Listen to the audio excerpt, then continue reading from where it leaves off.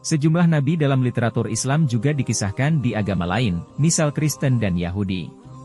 Sebagian kisah mereka sama, tapi ada sejumlah hal aneh tentang nabi yang dikisahkan di kekristenan, yang cukup membuat kita keheranan. Bahkan kisahnya berlawanan dengan konsep kenabian dalam Islam.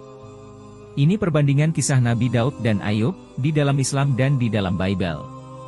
Simak videonya sampai habis.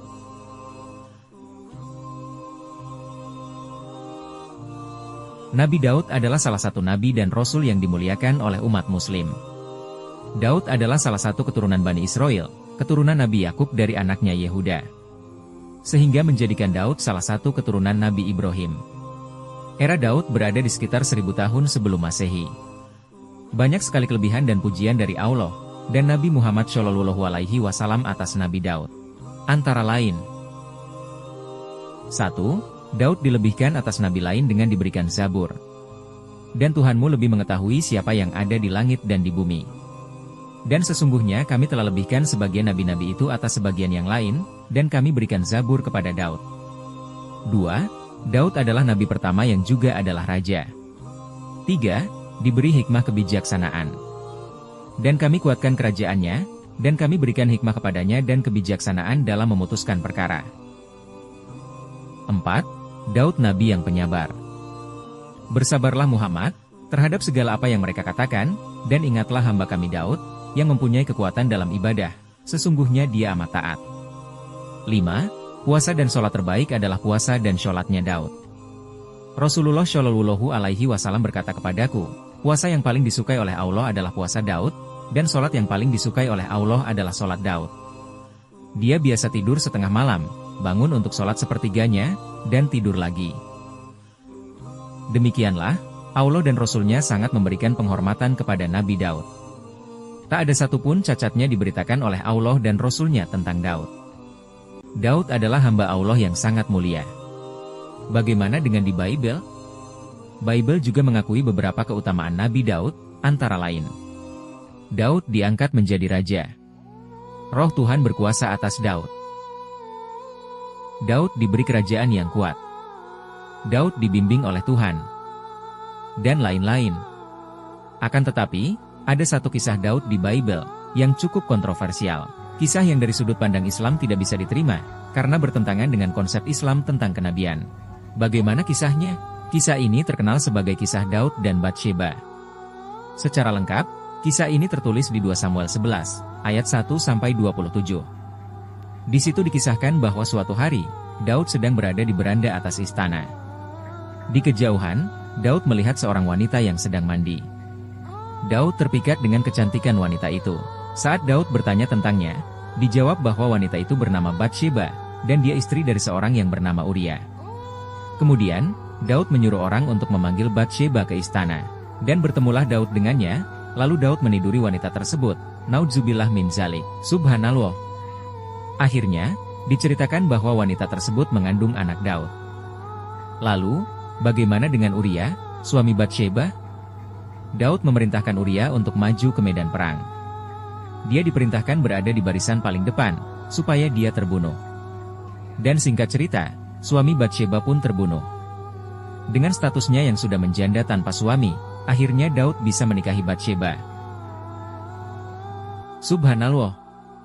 Pandangan umat Kristen terhadap Nabi Daud ini, tentu sangat berbeda dengan konsep kenabian di dalam Islam. Di dalam Islam, Nabi adalah sosok suci yang maksum yang terjaga dari kesalahan.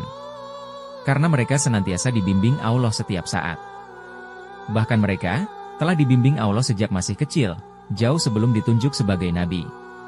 Memang Nabi masih mungkin berbuat kesalahan, tetapi saat melakukan kesalahan, mereka akan segera ditegur Allah. Akan tetapi, mustahil di dalam Islam, Nabi berbuat dosa, apalagi dosa besar semacam berhubungan badan dengan istri orang lain. Ditambah lagi melakukan siasat, agar suami sang wanita terbunuh, sehingga bisa menikahi jandanya. Subhanallah. Mustahil itu terjadi pada para nabi di dalam pemahaman Islam. Nabi Ayub adalah salah satu nabi dari Bani Israel yang dimuliakan Allah. Kisahnya menjadi pelajaran dan teladan yang indah tentang kesabaran dalam menghadapi cobaan. Disebutkan di kisah Israiliyat, Nabi Ayub dianugerahi kekayaan dan banyak anak selama 80 tahun. Tapi, atas izin Allah, iblis mencoba menyesatkan Ayub dengan membakar semua itu dalam semalam. Iblis juga membuat Ayub menderita penyakit kulit yang parah yang belum ada obatnya saat itu. Iblis lalu menghasut Nabi Ayub untuk menyalahkan Allah atas musibah itu. Tapi, gagal. Musibah itu justru membuat Nabi Ayub lebih rajin beribadah dan terus berdoa agar dilindungi dari iblis. Dan ingatlah akan hamba kami Ayub ketika dia menyeru Tuhannya, sesungguhnya aku diganggu setan dengan penderitaan dan bencana. Selama 13 tahun diuji, Ayub tak pernah mengeluh sedikit pun. Apalagi hingga mencela Allah. Ayub tetap terus beribadah dan bersyukur. Sampai satu saat, Ayub mendengar celaan orang, bahwa penyakit yang tak kunjung sembuh adalah karena dosa Ayub di masa lalu. Ayub merasa berat mendengarnya. Akhirnya, Ayub berdoa minta kesembuhan. Robbi ini, masaniat duru, wa anta arhamar rohimin. Ya Tuhanku, sesungguhnya aku telah ditimpa penyakit.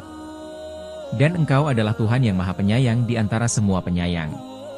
Kisah Ayub dalam Al-Quran ada di surat As-Sadd ayat 41 hingga 44. Meski sudah lama menderita sakit, cerminan dari kesabarannya, doa Nabi Ayub pun pendek saja, tapi punya makna yang dalam dan indah. Hanya sedikit saja mengeluhkan kondisi sakitnya, dan bahkan masih memanjatkan puji-pujian kepada Allah. Lalu, bagaimana dengan keterangan di dalam Bible?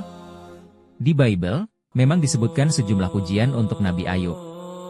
Seperti, Nabi Ayub orang saleh dan jujur, serta takut kepada Allah. Ayub 1 ayat 1. Ayub tekun dalam menghadapi ujian. Yakobus 5 ayat 11. Tetapi, di banyak ayat lain, Ayub justru nampak kurang, atau bahkan tak mampu bersabar dengan penderitaan akibat penyakitnya tersebut. Misalnya di Ayub 3 ayat 1, Ayub mengutuki hari kelahirannya karena merasa menderita. Ayub 3 ayat 11. Ayub ingin mati saja saat di kandungan ibunya. Ayub 6 ayat 2-4. Ayub merasa sangat kesal dan sengsara, melebihi berat pasir di laut. Ayub 7 ayat 15 dan 16. Ayub lebih suka dicekik dan mati daripada menderita. Ayub sudah jemu untuk hidup.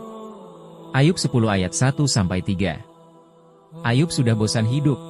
Ayub mengatakan Tuhan membuat perkara dan menindas dia. Ayub 7 ayat 11 hingga 21. Di sini penuh dengan tumpahan kekesalan Ayub atas penderitaan penyakitnya. Bahkan nampak seolah menyalahkan Tuhan atas kondisinya. Misal, Ayub ingin tidur, tapi Tuhan mengganggunya. Menyebut Tuhan menjadikan Ayub sebagai target dan sasaran Tuhan.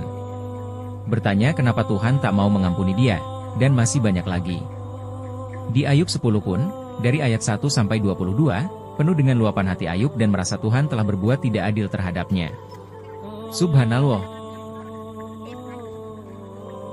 Menurut pandangan Islam, mustahil Nabi dan Rasul mengeluh dan meratap dengan emosional macam itu, atas ujian yang dia hadapi. Apalagi sampai seolah-olah menempatkan Allah seperti terdakwa, atau bertindak tidak adil terhadap dia. Mustahil. Para nabi adalah manusia-manusia paling penyabar di muka bumi.